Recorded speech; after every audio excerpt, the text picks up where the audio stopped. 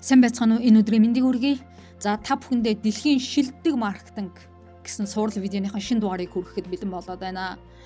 За тэгэхээр би энэ дугаартаа нэг түүхийн талаар ярина. За энэ түүхийг ярихын тулд энэ маань зүгээр нэг гутал ч юм уу зүгээр нэг спортын хувьд зардаг компани тухай биш. Энэ маань хүн төрөлхтний хамгийн том асуудлуудын нэг болох хойш тавих зуршил буюу өөрөөр хэлбэл за маргааш гэдэг хүний сэтгэл зүг Nike компани яаж ялан дийлсэн тухай түүх юм байгаа. Тэгэхээр бид бүгд мэднэ шүү дээ. Аливаа зүйлийг хийхдээ яаж хойшин тавьдаг. Уул нь бол өнөөдрөөс яг дасгалт хийндээ ном яг уншин. За энэ 7 хоногт яг эхлэн шинэ бизнес эхлүүлэндээ гэж боддог боловч яг хийж байгаа үед нэг дотроос нэг дуу хоолой хэлдэг штэ тий. Одоо жоохон амарчхал да. За маргааш нэг эхэлж болно штэ. Эсвэл би одоохондоо бэлэн биш байна гэсэн дуу хоолой ягаад ч юм гарч ирээд бид нар аливаа зүйлийг хийхдээ хойшлуулж гадаг тал байдаг. Энэ бол танд нэлээд танил сонсогдож байгаа бах. Гэхдээ энийг Nike компани яаж дэлхийн хэмжээнд өөрчилсөн энэнд нь зөвхөн 3 үг ашиглаад хамгийн хүчтэй маркетинг өрөө үгийг бичиж чадсан гэдэг түүхийг бол хэлэх гэж байгаа юм. Ягаад энэ түүхэн маркетингийн шилдэг кейс болсон талаар олон талаас нь ярилцъя. За тэгвэл энэ түүх яг яаж эхэлсэн бэ? Хаанаас гарч ирсэн бэ гэж. Тэгэхээр 1980-ад оны сүүл үед л те Nike-ийн хувьд бол тийм сайхан цаг үе бол байгаагүй. За тэдний гол өрсөлдөгч болох Reebok бол фитнес, аэробикийн зах зээлд бол үнэхээр хүчтэй орж ирсэн байсан. Ялангуяа эмэгтэйчүүдийн спортын хувцсны зах зээлийг бол бүрэн хатгаж байсан байх нь. За Nike-г болохоор харин хүмүүс ихэвчлэн мэргэжлийн тамирчидад чиглэсэн хэд тийм хүнд брэнд гэж ойлгодог байсан. Тэгэхээр мэдээж хэрэг юу болох вэ гэхээр Nike хэрэглэгчтэй алдаж чиглэсэн гэсэн үг. Ингээд энэ үед бол Nike бол нэг зүйлийг маш сайн ойлгосон байсан нь юу вэ гэхээр бид нар зөвхөн тамирчдад биш харин спортод дуртай бүх хүмүүст чиглэсэн хандах ёстой тэр чиглэсэн маркетинг хийх ёстой байна гэдгийг бол ойлгосон. Гэхдээ тэдний үед бас нэг асуудал тулгарч байсан. За энэ нь яг ямар асуудал вэ гэхээр хүмүүс яагаад дасгал хийдгүй юм бэ? Яагаад эхэлж чаддгүй юм бэ гэсэн асуултад бол хариулт олох шаардлагатай болсон. За тэгэхээр хариулт нь юу гэхээр хүмүүсийн бодлоос шалтгаалдаг. Тэд нар бол ихэвчлэн за би тамирчин биш, би хангалттай бэлтгэлгүй. За хүмүүс намайг хараад шооломч гэх юм уу? Би заавал төгс бэлтгэлтэй байх ёстой гэсэн тийм өөртөө шалтгаалдаг болсон бодлууд толгойд нь эргэлддэг гэдгийг бол ойлгож мэдсэн байгаа юм. Юу нэгсэндээ бол товчхондоо хэлэхэд зориг дутдаг эхлэлгээс айдаг байх нь байна л та. Ингээд 1988 онд Nike бол рекламны өрөө үг зохиох даалгавраа бол Wayne Kennedy гэдэг агентлагт өгсөн байгаа. Тэр агентлагийн үүсгэн байгуулагч Dane Wade нь болохоор нэг тийм санаанд оромгүй их сурвалжаас санаа авч Nike-ийн өрөө үгийг зохиосон юм. Тэр нь ягаад санаанд оромгүй гэж хэлж байгаа вэ гэхээр ийм зүйл болсон юм байна л та. 1970-ад онд цаазаар ахуулахын өмнө Gary Mellmer гэдэг хүн Just Do It гэж хэлсэн байдаг. Тэр үгийг л сансан хэрэг л. За энэ үгийг Бэйд нь болохоор арай зөөлрүүлж илүү урам зоригтой болгож хувиргасан нь Just Do It буюу зүгээр л хий гэсэн өрөө үгийг бол зохиож чадсан. Тэгээд энэ үгээс Nike-д санал болгосон байдаг. Nike мэдээж хэрэг энэ үгийг хүлээж авч сонгосон байгаа. Яагаад тэд нар сонгосон бэ гэх юм бол яг үнэндээ Nike-ийн зүгээр нэг гутал спортын хувцас зарахыг хүссэнгүй. Харин тэд хүний амьдралын хэв маягийг зарахыг хүссэн. Яагаад гэвэл тэдэнд хэлэх нэг том санаа байсан гэсэн үг. Энэ санаа нь юу байсан бэ гэхээр хүн болгон тамирчин байх албагүй.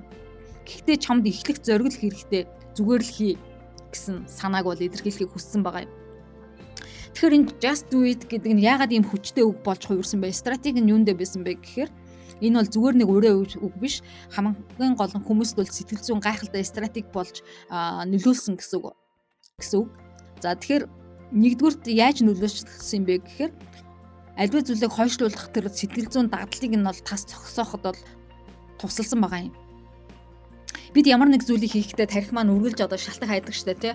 Одоо болоогүй ядарч байна, маргааш илүү тохиромжтой ч гэх юм уу.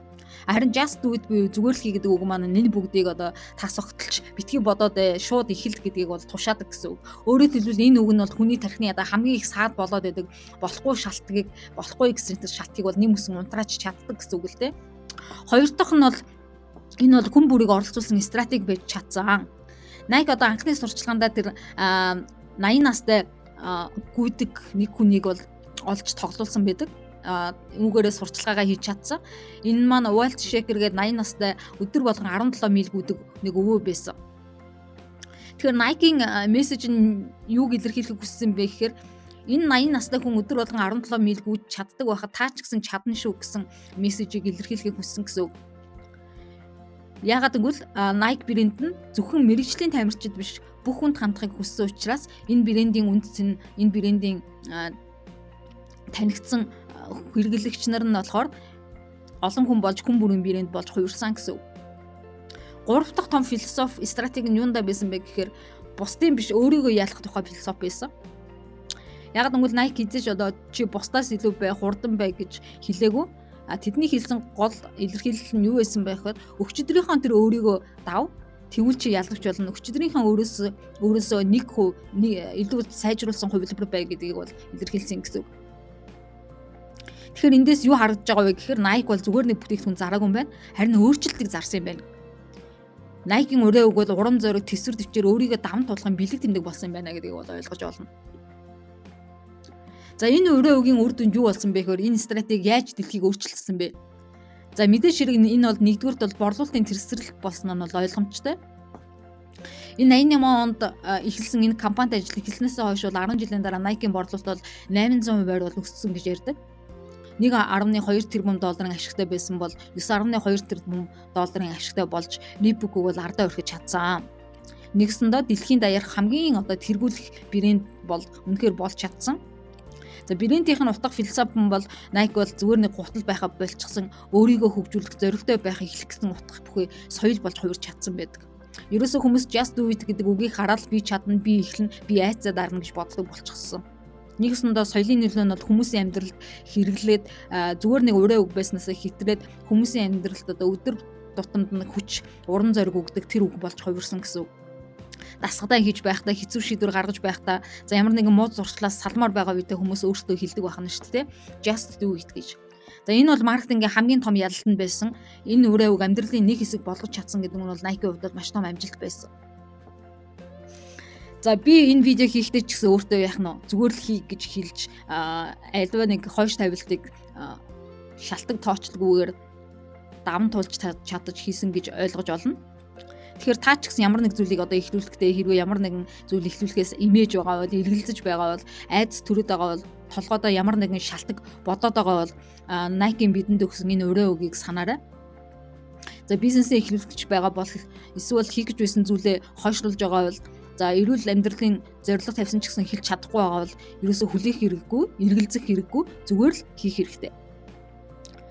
За энэ түүх чамд таалагдсан бол манай суугийг дагаарай.